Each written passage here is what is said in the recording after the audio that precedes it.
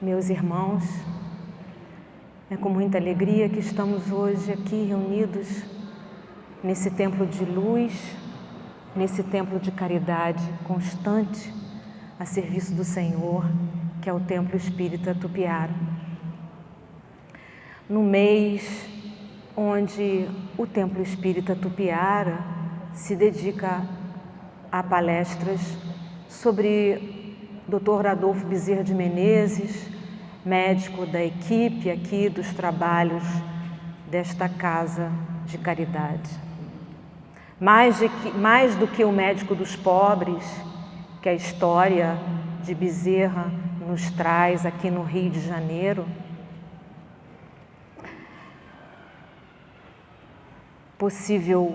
é possível estudarmos a documentação que existe nos jornais e vários livros de biógrafos do Dr. Bezerra nos trazem todo o seu trabalho em vida aqui, como o Dr. Bezerra, na cidade do Rio de Janeiro, como o codinome de o médico dos pobres. Mas mais do que as ações, esse espírito de luz que continua trabalhando em benefício da saúde da alma, da saúde de seus filhos, porque é assim que ele se dirige nas suas comunicações através de diversos médiuns: meus filhos, Jesus sempre conosco. Mais do que a caridade, o exemplo de um homem conectado com nosso Senhor Jesus Cristo. Quando adentramos a casa, o Templo Espírita Tupiara, tanto nós, sendo médiuns ou, nesse momento, pacientes, viemos buscar sempre a cura da alma. A cura da alma, ela é condição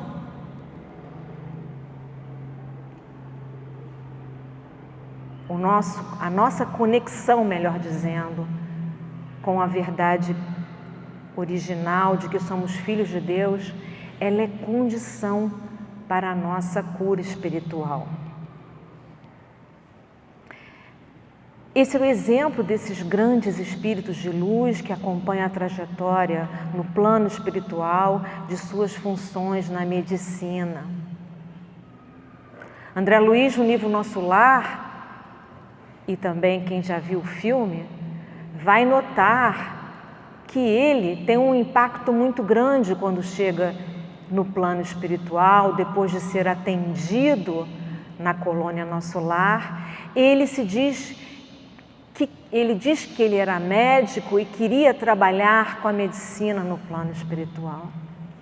E logo no início da sua consciência e da sua vontade de servir, impetrando a sua vontade acima do seu conhecimento, vamos dizer assim, recebeu a resposta de imediato: você, no plano da vida física, nunca foi médico da alma. Aqui você vai ter que aprender a ser médico da alma. Os seus requisitos de vida como médico no plano terrestre não lhe dão direito aqui de utilizar da mesma função que tinha quando era encarnado. Olha que interessante. Diferentemente do nosso Dr. Bezerra de Menezes, que tinha a sua convicção espírita, mesmo antes de ler o Livro dos Espíritos, que lhe causou um impacto dentro de um ônibus, de um bonde, ele já era, dizia ele, voltado para a ideia da vida imortal, para a ideia de que o ser humano ele tem uma causa primeira, que é a de filho de Deus, como fala a primeira pergunta do Livro dos Espíritos. Deus é a causa primeira. Toda a criação veio dessa causa primeira. E essa convicção, qualquer profissão que tenhamos, sabendo que somos aqui seres que estão emborcados na matéria, com diversos tipos de personalidade, numa matéria passageira, numa dinâmica de vida volátil como é a nossa, se temos a convicção de que somos espíritos imortais, qualquer profissão que tenhamos, se olharmos o outro, aquele que a gente está atendendo, com essa visão, nós estamos a serviço do Espírito em qualquer situação. André Luiz recebeu logo uma resposta de que, por mais que tenha sido médico, só estudou e só quis saber das matérias voltadas para a fisiologia material e não no ser humano que está por trás da matéria. Assim foi a vida do nosso homenageado, a quem tanto pedimos no momento de dor, como foi dito aqui na canção que o coro acabou de cantar. Mas já foi o tempo em que nós nos dirigíamos às estátuas, às imagens, e pedíamos ao santo por nós, e achávamos que se não conseguíssemos o que queríamos, a culpa era do santo. O santo sempre acima das nossas cabeças e nós nos prostrando, colocando os nossos desejos, achando que o papel nosso é apenas o de pedir. Jesus vai dizer no Evangelho: bater, pedir e buscar. Há uma necessária condição para que a gente obtenha a nossa cura espiritual. Igualmente, quando o sol está tinindo num dia de calor e a minha janela de casa está fechada. Ao abrir a janela, eu permito que a luminosidade do sol entre na minha casa. Então, abrir a janela é dar condição para a luz entrar. Da mesma forma, nós, como filhos de Deus, precisamos fazer a condição da cura espiritual, estejamos aonde estivermos, atuando na prática mediúnica ou como pacientes daqui do Templo Tupiara. A condição, ela é importante e é primordial no tratamento. Quando temos uma dor física e vamos a um médico do mundo, ele nos dá uma receita para aquela dor e nós vamos comprar o remédio. Ao tomarmos o remédio, a gente se livra da dor. Simples assim. Tomar o remédio foi a condição daquela dor sumir. Para a cura espiritual é o mesmo procedimento. Ter fé, ter convicção, acreditar no momento mais drástico da nossa vida é quando a vida vai atuar. Existe uma necessidade de um exercício interior. Isso é o mais difícil para nós ainda, seres ainda muito duais entre as coisas do mundo e as coisas de Deus.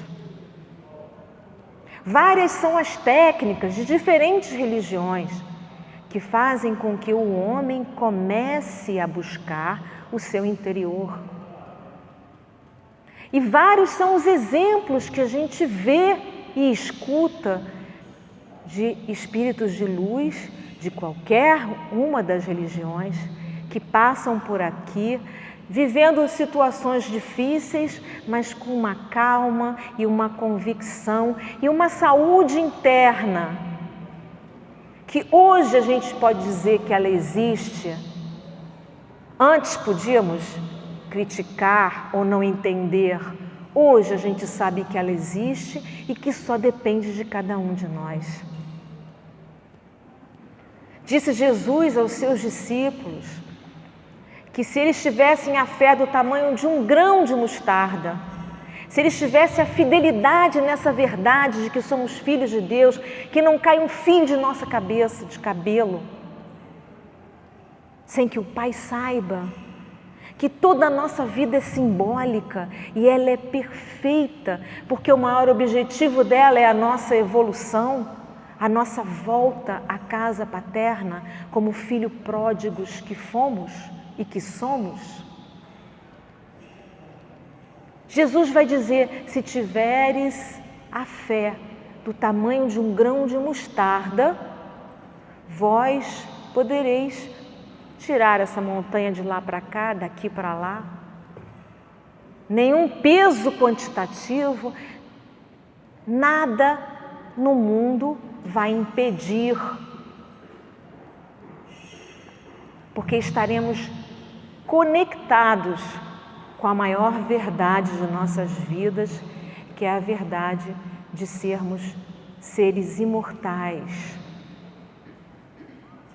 E a gente é tão dual, que eu estava pensando no caminho, né, em trazer uma reflexão aqui, que é uma passagem que eu já vou começar a falar, mas eu fiquei pensando, quando nós viajamos, nos primeiros dias é uma delícia, né?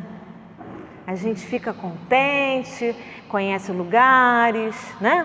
Sai, se diverte, mas chega uma hora que a gente fica querendo voltar para casa, não é? E eu fiquei pensando, que é isso, né? Que é isso? Se o próprio Cristo disse, eu não tenho onde deitar a minha cabeça.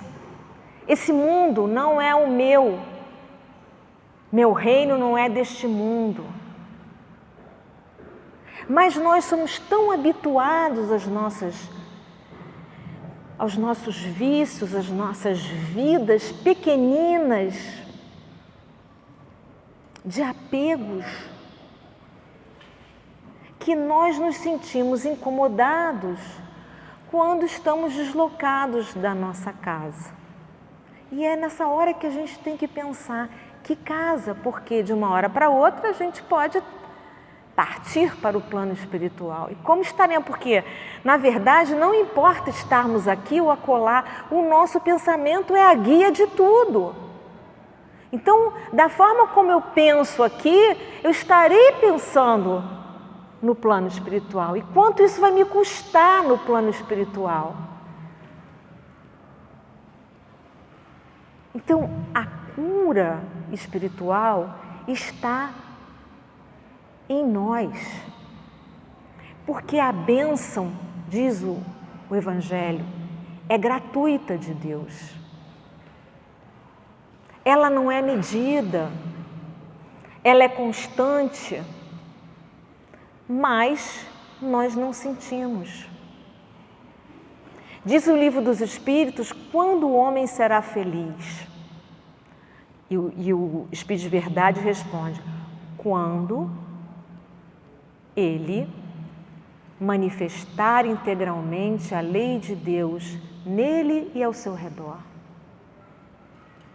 Nós não manifestamos a nossa condição original, primitiva, porque é essa certeza de que somos filhos de Deus, que estamos no mundo sem ser do mundo, que vestimos essa personalidade atual, mas que ela tem limites que o corpo assim impetra. Que somos seres em evolução, que a nossa casa é a casa de Deus. Então repara como nós somos duais, né? Como a gente oscila nas nossas inseguranças, porque nos falta a certeza. E repara que o Evangelho nos traz uma lição interessante, que é a visita de Jesus à casa de Zaqueu. Algumas revelações espíritas trazem que Zaqueu foi uma das reencarnações do Dr. Bezerra de Menezes. dito por Victor Hugo num dos romances de Ivone Pereira, e que alguns livros já trazem algumas revelações sobre isso, como o 13º Apóstolo, é um livro escrito por Jorge Damas Martins, onde ele vai dizer aonde que está essa psicografia da Ivone, que diz que Dr. Bezerra havia sido Zaqueu, do Evangelho de Lucas. O que acontece com Zaqueu? Como é que é a história de Zaqueu? Zaqueu ouvia falar de Jesus, o burburinho daquele Senhor que amontoava pessoas, que falava sobre um reino dos céus, que fazia milagres e que falava de Deus. E ele era um homem rico, coletor de impostos, não era muito bem visado pelo povo judeu, porque é o nosso leão do imposto de renda. Hoje a gente coloca um leão, né? Naquela época o Zaqueu era o leão, representava aquele que ia recolher o imposto. Ele então ouve a multidão de longe, diz o texto de Lucas, e curioso para conhecer Jesus. Ele era baixinho, ele sobe numa figueira. Jesus caminhando,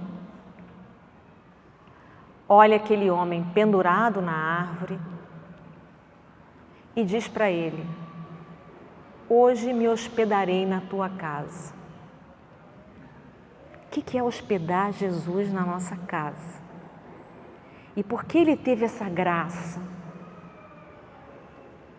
Carlos Torres Pastorino vai refletir, nos ajudar a refletir sobre esse texto, dizendo que 5 condições Zaqueu deu para que Jesus se dirigisse a ele e propusesse a sua hospedagem na casa dele.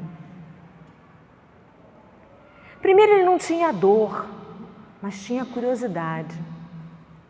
Segundo, ele era pequeno e se elevou para poder ver Jesus.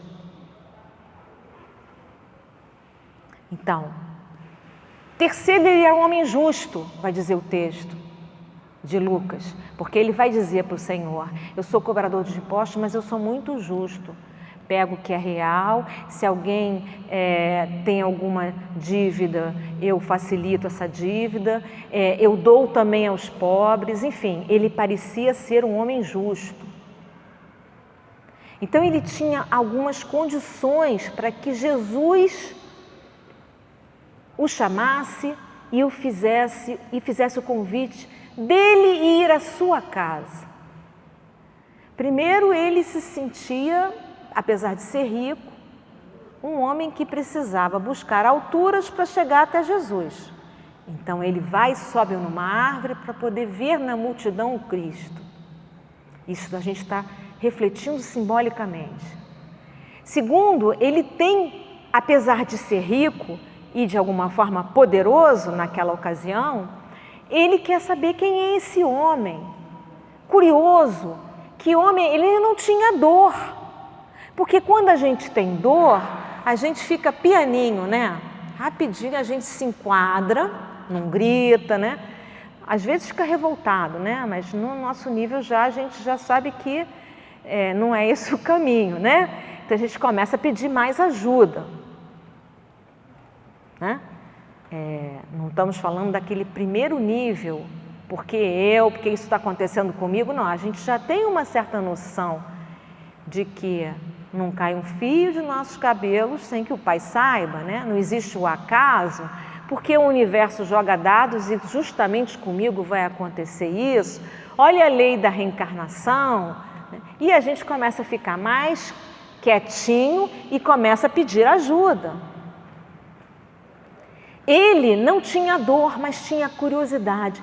Quem é esse homem que fala sobre outros assuntos, que fala sobre um Deus único, que fala sobre um reino dos céus, de que veio e que não é desse mundo e que faz tanta caridade, reformula toda a prática ali daquela época entre os judeus, de atender as mulheres, de dar o perdão quando a mulher tinha por lei que ser apedrejada porque tinha feito um adultério. Então ele fugia de todos os padrões daquela lei, dente por dente, olho por olho.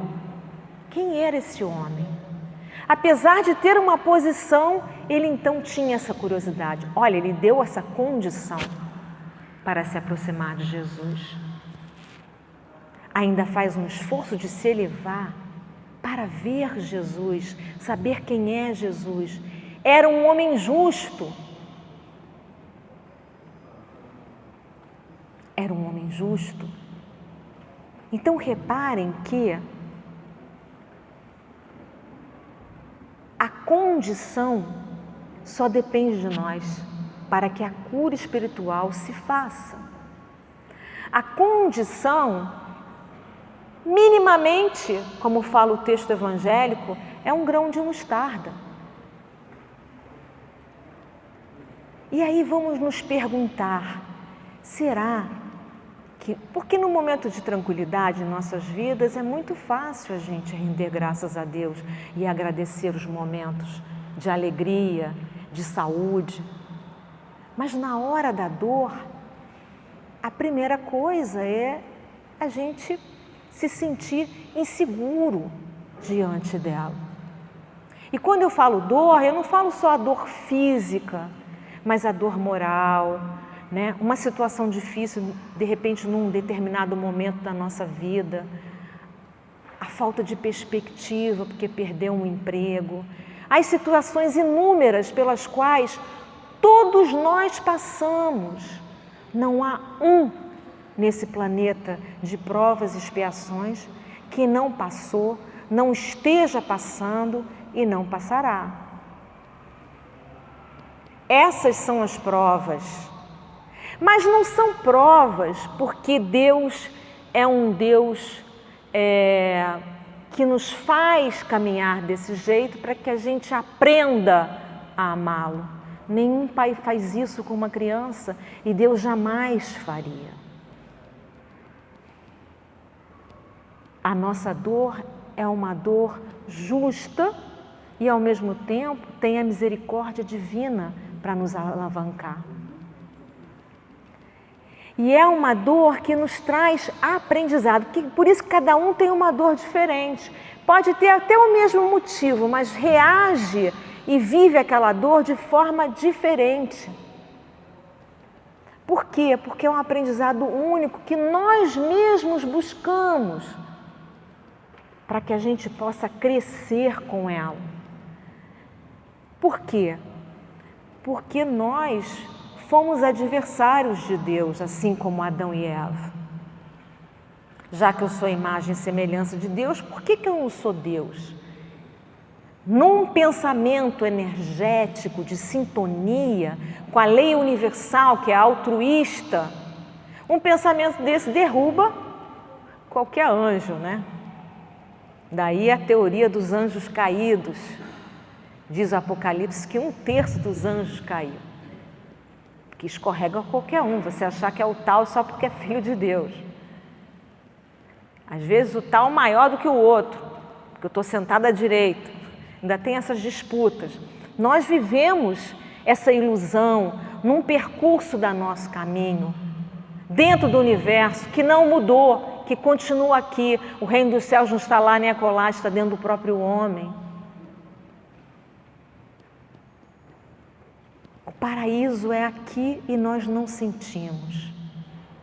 Alguns seres sentem, alguns de diversas religiões, yogis, santos da Igreja Católica descrevem e conseguem viver no mundo sem estar no mundo. Estão no plano espiritual o tempo inteiro.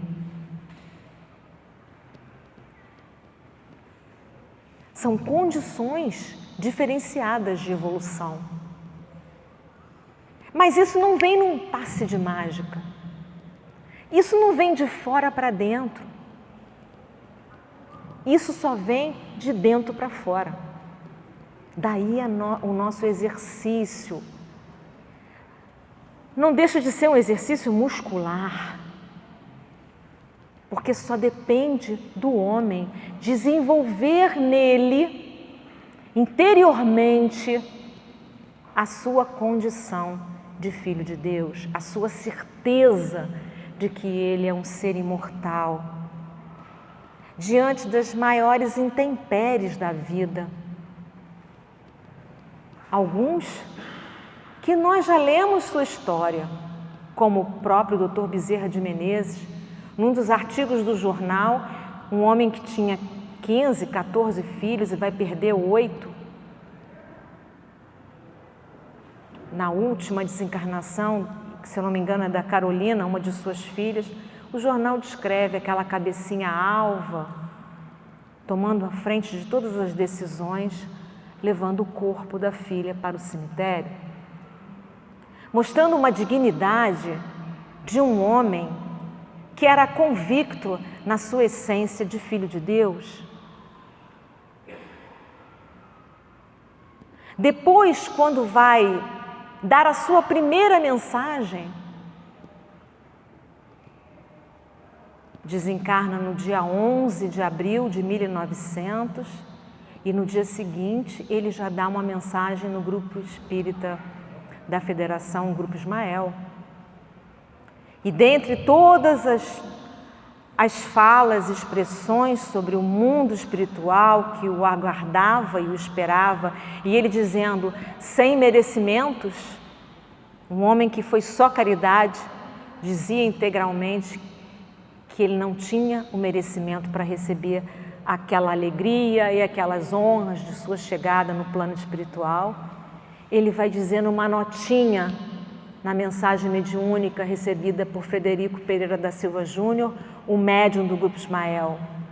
Avisa aos meus filhos e à minha esposa que a maior herança eu já deixei a eles, que é o Evangelho segundo o nosso Senhor Jesus Cristo. Que eles sigam o Evangelho. Que coisa! Que sempre me chamou a atenção esse parágrafo. Não sei se é porque a gente se preocupa em deixar para os filhos bens materiais, com medo que a vida lhes escapole, porque não tem bens para se sustentarem. Essa é uma preocupação da vida e do mundo físico. Mas reparem, a preocupação dele é a herança é o Evangelho segundo o Espiritismo. Em qualquer situação, se você tem na sua mente e no seu coração as palavras de Jesus falando das bem-aventuranças, maior herança que ele poderia deixar para os seus filhos era essa. Até porque no plano espiritual não existe a lei da hereditariedade. Ah, porque eu sou filha de um grande médico espírita, trabalhador do Grupo Espírita Regeneração, que me deixou tantos exemplos. Será que eu consigo me aproximar quando desencarnar de condições boas de vida no plano espiritual, porque sou filha fisicamente dele? Não existe isso. Os núcleos familiares vão e voltam com diversos nomes e funções. Isso é claro na nossa doutrina. Não existe o acaso nas nossas famílias. São sempre figuras, sujeitos que estiveram na nossa trajetória e vão continuar. São núcleos nesse grande organismo que é o universo, de afinidades. Mas a presença próxima de um ser como esse está vinculada a uma condição e não uma hereditariedade. Ah, mas eu trabalhei anos no Templo Espírita Tupiara. Claro que sim, vai ter ajuda espiritual. Dedicou horas da sua vida no trabalho da caridade? Com certeza. Mas só vamos conseguir receber os benefícios desses grandes espíritos que nos acompanham, se dermos condição. A literatura espírita, ela é grande nos exemplos de situações onde a própria mãe de André Luiz, que a gente vê no livro Nosso Lar, que era um espírito adiantado moralmente, estava já encaminhando o marido para uma nova reencarnação e as duas amantes, e vivia numa colônia acima do Nosso Lar. Quando eu falo acima, não é espaço geográfico, é no sentido moral, que é a colônia Alvorada Nova. E vocês acham que uma mãe vai deixar um filho 8 anos no umbral e não vai estar perto dele? Ali tentando pegar uma brecha para ele enxergar a realidade? Dando um toquezinho, um sopro, um passe. Disse Jesus: eu não vos deixarei a sós. Estarei convosco até o fim dos tempos. Ele disse isso. Que tempos são esses? Que fim dos tempos são esses? Os fins dos tempos da nossa evolução. Evoluímos, estamos em processo de subida, emborcamos na matéria, esquecemos a nossa condição real, primitiva, originária, de filhos de Deus, e diz o Livro dos Espíritos que a posição material ela é secundária, anormal e não precisaria existir. Fomos nós que criamos, condensamos, manipulamos, nos fechamos. E quanto mais atrasado, mais fechado a gente é em nós mesmos. O mundo gira em torno de nós. Quanto mais atrasado, queremos chefiar, ter o controle de tudo, quanto mais atrasados. Agora, quando deixamos fluir, como somos donos de tudo quando deixamos fluir? Porque nós somos filhos, herdeiros do Pai. Temos direito a tudo, mas não conseguimos captar o tudo. Temos direito à luz, ao amor, à paz, à tranquilidade, porque ela jorra gratuitamente. O paraíso não está lá, nem acolá, está dentro do próprio homem. Essa é a frase do Cristo. Como que eu não consigo sentir o paraíso? Como eu não consigo sentir a tranquilidade para poder absorver a energia e a alegria de ser um espírito imortal? Por isso, toda e qualquer cura espiritual só vai poder acontecer diante da nossa possibilidade de dar condição para que ela ocorra. Algumas imagens até a gente já viu em alguns livros sobre o passe, por exemplo. Tem uma imagem que eu nunca mais esqueci, quando a gente aprendeu a dar passe. Então mostrava que quando a pessoa não está em sintonia com aquela situação, é como se fosse um copo emborcado. O outro está dando energia e aquilo está indo para baixo. Lembra dessa figurinha? É isso. Dar condição é abrir a brecha para a certeza de que funciona. Não é racional. A vida espiritual não é racional, porque a nossa razão está limitada nas 3 dimensões as quais a gente vive, que é o que a gente enxerga, que é o que a gente sente. Mas se nós procurarmos abrir outras brechas, nós vamos começar a perceber. A mediunidade não é nada mais do que o desenvolvimento dessas percepções. Nós sabemos, por exemplo, o Arnaldo Rocha, que Chico Xavier, ele viveu na época do Egito Antigo, onde essas falas místicas sobre energias, sobre mediunidade, fazia parte da cultura egípcia. Olha quanto tempo ele leva desenvolvendo até chegar à sua condição de grande médium potente. Ele tinha todas as mediunidades: efeito físico, clarividência, clareaudiência, psicografia. Então, é desenvolvimento de uma habilidade que todos nós temos. Kardec vai dizer no livro dos médiuns, todos somos médiuns. Todos somos médiuns. Todos temos a capacidade de nos voltar para nós mesmos, nos conhecermos, nos refletirmos, nos analisarmos nos momentos da dor e do sofrimento e acreditarmos. Acreditarmos em algo maior do que nós. Acreditarmos que fizemos tudo o que deveríamos fazer, que somos justos. Acreditarmos que somos pequenos diante da maravilha que é ser filho de Deus. Criatura dessa causa primária que move o universo perfeitamente, o cosmos perfeitamente. O caos aqui é passageiro, proveniente do próprio homem, ainda batendo as suas cabeças entre si, porque desconhece o seu potencial energético, curador,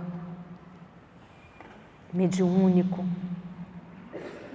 Então, ao pararmos hoje para refletir a vida do Dr. Bezerra de Menezes como médico do espírito, porque toda a sua trajetória no plano físico foi olhar o outro como um irmão, independente da raça, da cor, da situação financeira, ele os atendia com amor. Representa, sim, um espírito que nos guia.